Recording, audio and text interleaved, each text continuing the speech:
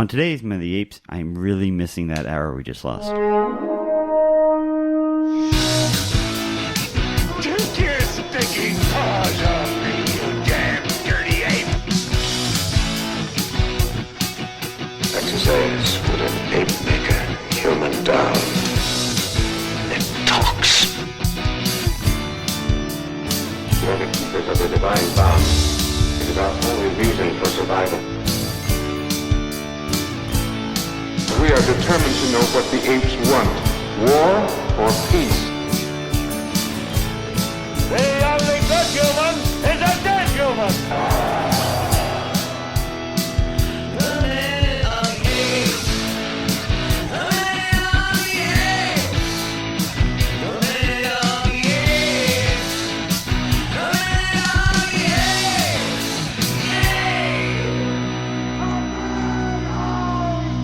Hello and welcome to Minute of the Apes, the daily podcast where we break down every minute of the Planet of the Apes movies, 1 minute at a time.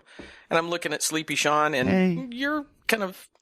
I've already been to the gym. He's I've worked out. He's taught you're very rested. I put about 15 people through a workout this morning. I'm ready to go. Let's fight. That scares me about you. That you put people through a workout, it scares me. I write the workout, too. It's awesome. In so many ways, you're my hero. In so many ways, you're also like my villain. Well, it is 11 a.m., so we're drinking beers, and that is true. Very villainous, if you ask me. So here we are at the beginning of another week of escape from the Planet of the Apes.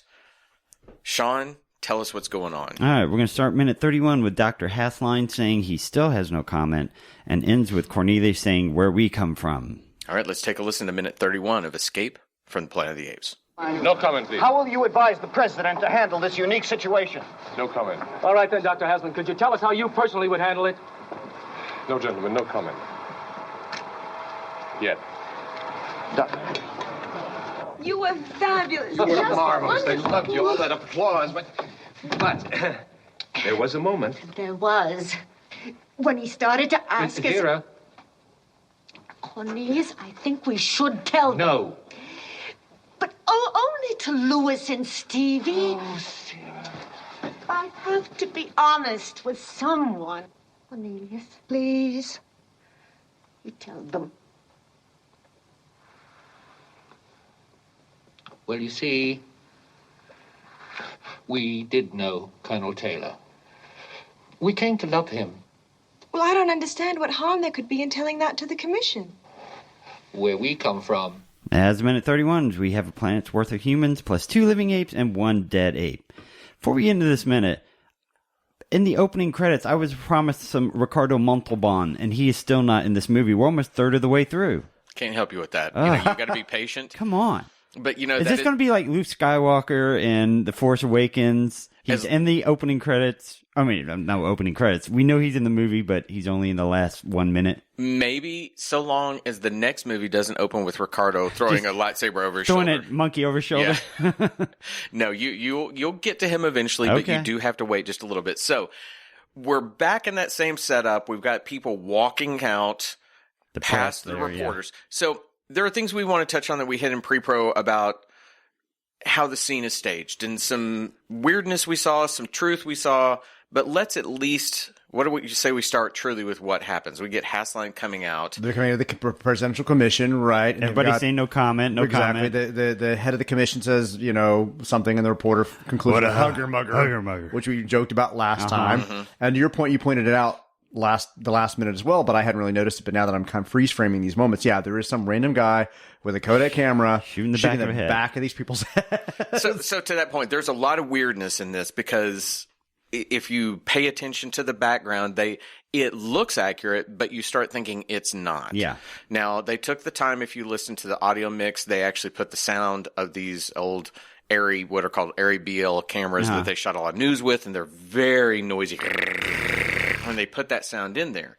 They also had a guy to the right with what's called the sun lamp up top, because those kind of cameras had to have a lot of exposure. Light, yeah. Now, that camera even does some weirdness that we get a lot of lens, and it's not even pretty lens flare. It's like lens glare. You get this blue line across the top that nowadays they would have seen in playback and they would have fixed. Yeah. They don't fix it here. So we see these kind of issues. I even noticed that the African-American gentleman who's framed dead center, often is looking entirely in the wrong place when everything's going on. He's kind of like, his mind's almost drifting. Well, can you imagine? Because we did a web series called The Variants, and being in front of the camera, it's really hard to get a group of extras not to look at the camera. True. And so that's probably what these actors or extras are fighting right now. They've got one camera on them. They're trying to fake the scene, and they've got to look anywhere but that camera. Down the barrel. Or even close to the camera. Right. Like they can't even look near it. So sure, they have the head of the commission. They have Hassline to kind of look at as an eye line, as a place to focus.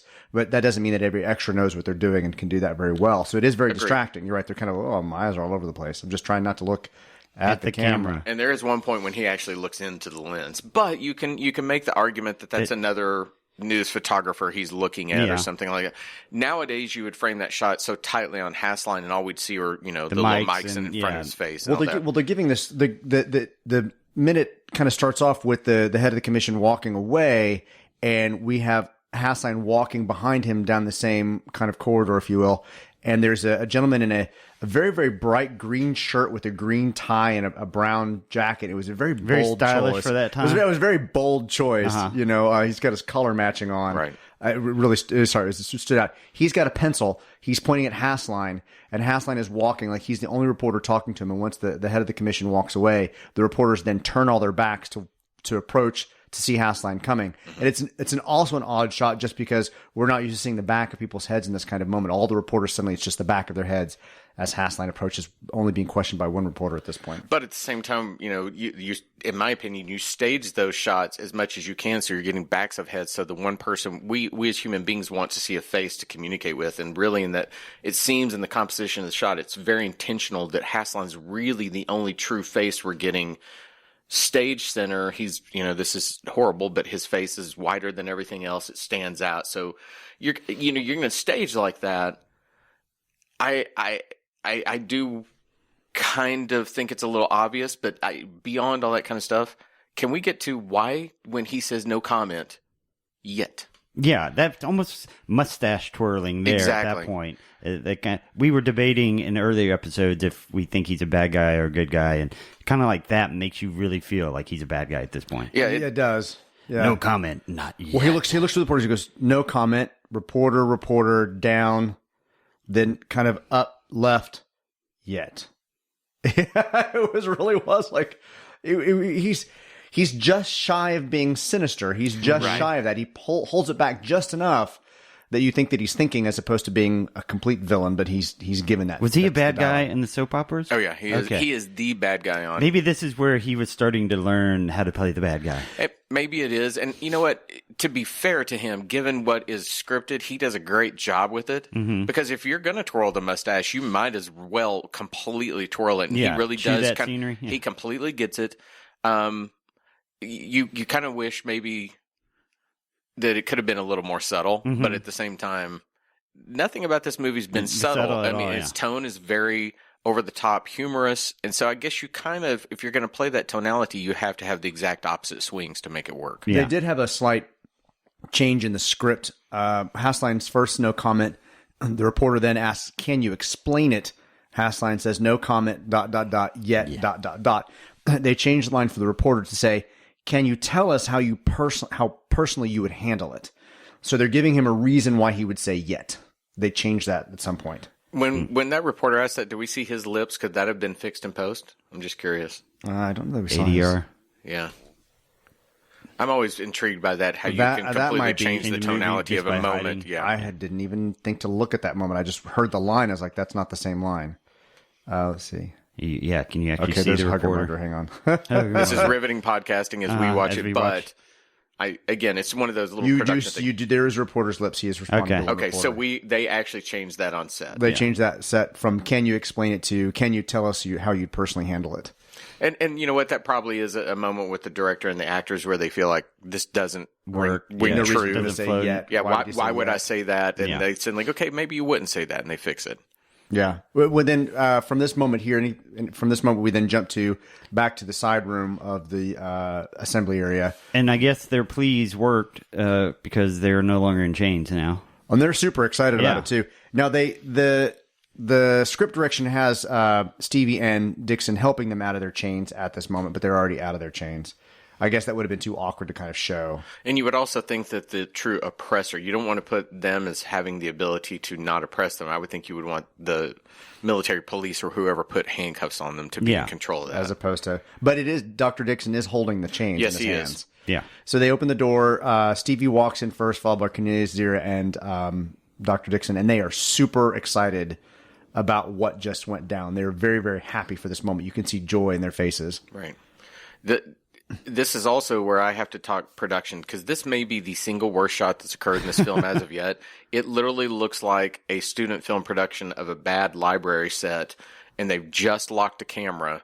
Now, we do see that camera is on a dolly because it trucks in. It's not a lens push. It's not that. They actually truck it and pull it. Moves, Well, this is the same room they were in before, right? When they just yes, but even the shots then weren't just flat. This is literally they threw some lights and it's flat. Oh, I mean, that's one of my notes. I mean, once we get past the discussion that they have, they start doing some really, really odd, uncomfortable shots of Stevie and Dixon where they're standing up and the lights blaring on her are just not very flattering, and on him as well, but her in particular. And it's just very like unflattering. It was harsh. I found it's funny you mentioned this because I found those shots to be, to me, oh crap, we got to make sure we get some inserts of their reactions. Yes. And it literally is we have the camera on a dolly, push it to its final position, turn angle up, bring the lights around so they're lit, and they felt obviously inserted instead of organically put. And I was going to save this and I'll talk about it till tomorrow, but she does it here. Good Lord, Stevie has one reaction, that is who farted. Every time it's like, ugh. Okay, all right. She I put the comment in gushing when she first said you were fabulous. Right. When she first says that, she is just happy. She's gushing. She's excited. She was thrilled at how it went. And then Lewis says they loved you, but there was a moment. And it's interesting. When he says there was a moment, he's got one finger up, kind of almost like he's pointing them like you're about to do something wrong. Right. There was one moment. What I found interesting is Zira does it back to him. She picks her finger up and points it back at him. There was. Yeah, there is some weird, almost parent to child moments back and forth where they each take the power. Well, I just thought that Dr. Dixon was reading the subtitles in the previous minute like I was and saw the hesitation. And that's how he knew what was going on. But it was, and I just know if it's actors that were intentionally doing that. One's pointing there for the other one kind of points back. It was just kind of Is it monkey see, monkey do? Yeah, it was a little bit of a mirroring happening there that I thought might not have been a direction as much as it was just what the actors were responding to each other with. Yeah, and you have those moments where actors rehearse it and they play with each other and they mimic each other for that very reason. So there was a moment when he started to ask Zira, and Cornelius doesn't want her to reveal this information. Yeah. Cornelius is very, very pulled back on Zira. Right. And she's like, I think we should tell them. And Cornelius then tells her no. Right? No. It was just like I didn't necessarily know right away that they were thinking about Taylor. Telling the truth. It took me a second to kind of figure out where they were going. I was at a moment kind of guessing, like, what was the moment? Well, which truth revealed was it? I mean, obviously the hard moment where they look at each other like, no, is he a soldier? In the previous couple of minutes would make sense, but there was a moment where like, what was that moment? So if you pause the movie at this point and you forget what you know about the rest of the movie, I don't know anything past this point. Do you support Zira or Cornelius? Do you keep it a secret or do you tell them? Well, I found myself just wondering, what does it matter if you tell them or not? Yeah. Stevie and Dixon, right? Yeah. Lewis. Dr. Dixon. I never can remember his first name. Stevie and Lewis. They're not going to run out and tell everybody. Hey, oh, by the way, in the future, humans were operated on, and Taylor landed there, and he's dead now. At least as scientists, they would probably be more interested in how not just the tables have turned, but this idea of one dominant species operating and manipulating another pervades no matter what happens. The strong will always somehow try to take care or take advantage of the weaker. So I find it odd that they're even willing to hold it back. And where does this minute end? What's right before he starts talking about where we come from, Taylor. Yeah. Okay. So as they plead, what I thought there was a really, really nice moment that both of them sit down, and she clasps his hands